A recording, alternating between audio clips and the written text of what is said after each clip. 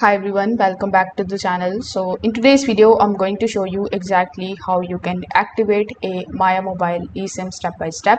So first of all, you need to make sure of one thing, that your phone is eSIM compatible and it should be connected to a stable Wi-Fi network.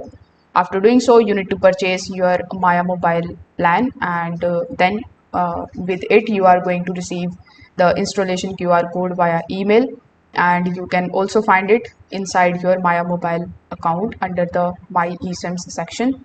Now, after you have basically successfully purchased the plan, you need to open the settings of your iPhone. Inside the settings, simply look for the option of cellular or mobile data. Inside cellular or mobile data option, simply select the option of add eSIM. When you select the option of add eSIM, you will be shown two different options of adding it.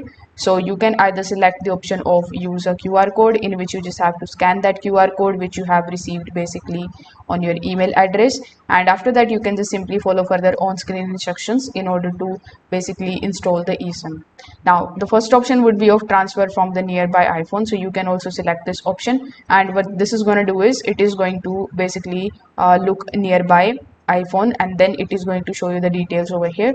So again, simply follow further on screen simple instructions in order to basically install the eSIM. Now once the eSIM is installed successfully, you need to also turn it on. For that, inside the cellular account, you are going to see the option of turn this line on. So you just have to enable that option and you are done. So if this video helped you out, make sure that you like this video and subscribe to the channel. Thanks for watching.